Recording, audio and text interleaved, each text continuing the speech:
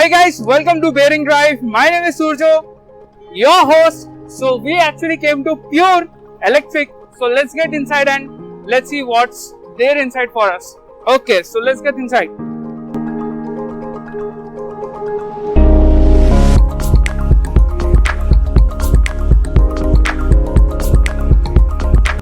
So this is the all-new Epluto 7G, the latest and the greatest from the Pure EVs. So we are actually gonna ride this and share our experience with you guys. So let's get riding.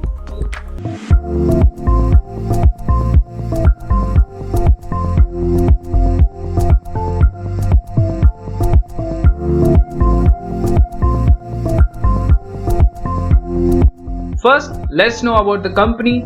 The Pure EV is a startup company emerged from IIT Hyderabad focused on making transition to sustainable energy sources.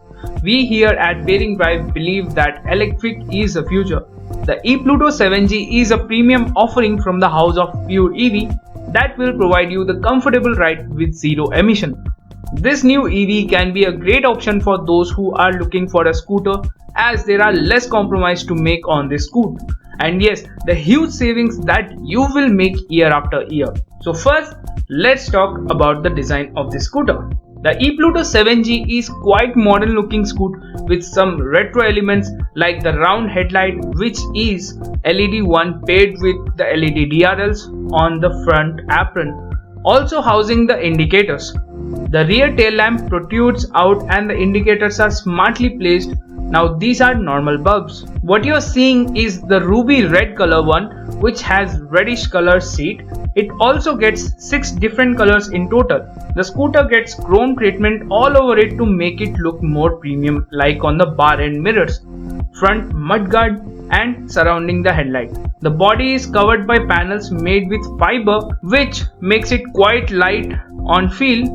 The instrument cluster is a wide LCD unit that has basic info like the trip, odo, speedometer, the battery indicator, which is in bar style. The overall setup is quite neat, but the info is hard to read in harsh sunlight. Now in terms of battery indication, we would like the exact battery percentage to be shown. In terms of switches, you get the high, low beam, horns on both the sides, indicators, lights on off and 2 more for the parking and to switch between the modes. Here I have noticed one thing, that the horn is quite hard to reach but has ample sound to get attention of the pedestrians. There are 2 sets of foot pegs, the one which is embedded on the floor itself and the other as an accessory. The Epluto badging is in 3D with silver strip covering the side panel. Overall, simplicity is the best word to describe this scooter. Now let's talk about the performance. If I would say in a simpler manner, it is pure fun. The motor is a 2 kWh hub 1 paired with a 2.5 kWh lithium-ion battery, which is IP67 rated. You will instantly feel the torque in the twist of the throttle. The motor is very responsive. You have 3 modes to choose. From the first mode, you will get a top speed of 35 km per hour, but you get the better battery life of up to 120 km. The second mode can take you over 45 km per hour with the battery efficiency reducing to 100 to 110. And the final third mode can take you up to 65 km per hour top speed with the battery lasting up to 90 km. In the first mode, you will feel the motor is quick to accelerate, but soon you will realize that you are out of the power. Now this is the mode I will suggest you to use in traffic for more efficiency. The moment you change the mode to second, you will realize the power flowing up and you could go at a speed of 45 km per hour. But the real fun is when you will switch to the third mode. Immediately you will feel instant burst of power and now you can overtake the slow moving traffic. The best part is, while you are enjoying your ride, you will notice that there is absolutely no sound at all. I know it feels awkward, but that's how it is. In this mode, you can go near 60 km per hour of top speed and can reach up to 65 if you get a long slope. About the uphill, you will see a drop in performance, but you can go as it has 12 degrees gradability This scoot never lets you feel that you are out of power, and that is a good thing. We have a blast riding it. Till now I was referring to the single rider, but what about the performance including the pillion? Well, here also you are not disappointed at all. You will feel the same while changing the modes, but the speed will take a hit at third mode. With the full throttle, we got somewhere about 54 kilometers per hour, which is quite decent. So in terms of performance, you don't need to worry about. Let's talk about the handling.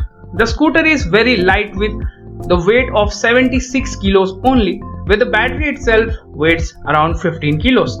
This scoot is very good handler. Yes, it took me some time to know all the things, but after knowing, I chucked it around some corners as was pretty impressed. As the scooter is quite slim, now the suspension setup is on the softer side, which means bumps and potholes can easily be handled, but you will notice the bounce. At the front it has telescopic forks, and at rear it has twin spring-loaded ones. We have even tried some off-roading with this scoot and it does it pretty well. The handling, rough roads and rocks is pretty easy for it. The ground clearance is decent. You will be able to go over the speed breakers and holes. I like the suspension setup. Now the seating position is upright and comfortable, but the seat is very soft and mushy.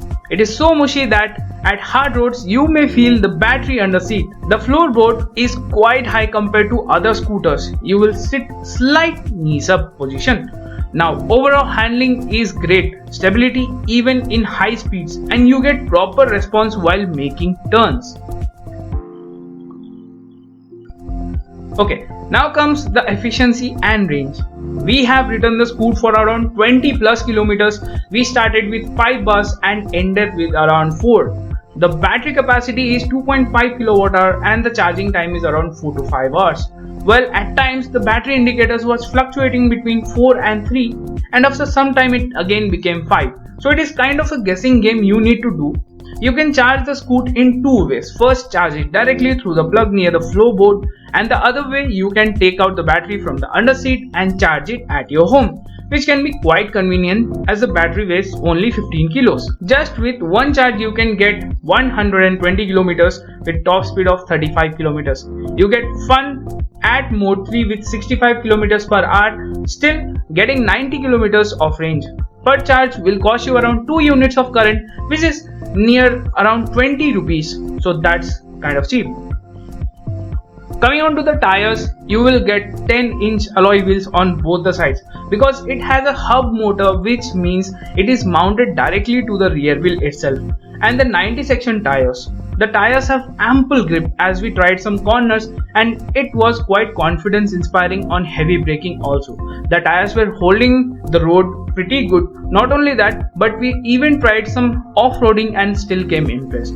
In terms of braking, it gets a front disc and a drum at the rear. The braking performance is quite good. It stops pretty well. The feel of the lever is good, but the bite from the front disc is not that much good, which means it does stop, but you have to press the lever hard. And it also gets the regenerative braking system that will help you to top up the battery also. Now the moment you hold the brake, the motor cut off and won't run until you release the brake lever completely. All in all, the brakes feel good and they are confidence inspiring. Now let's talk about the features it has. With the scooter, you will get 4 total keys and 2 remote keys. The remote key is quite special there. There are 4 buttons in total in which you can control your ride without the physical key itself. There are lock, unlock, ignition and anti-theft button. As the name says, you can lock or unlock. Press the ignition button twice and the scooter is ready to use. After the ride, just press the last button so nobody can steal your bike. Well, you can have a look how it actually works.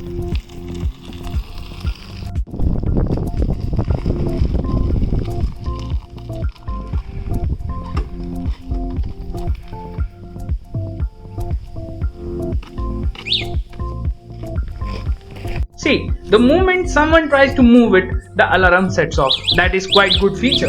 Okay, So let's talk about what can be improved in this. The battery percentage meter can be better with precise numbers.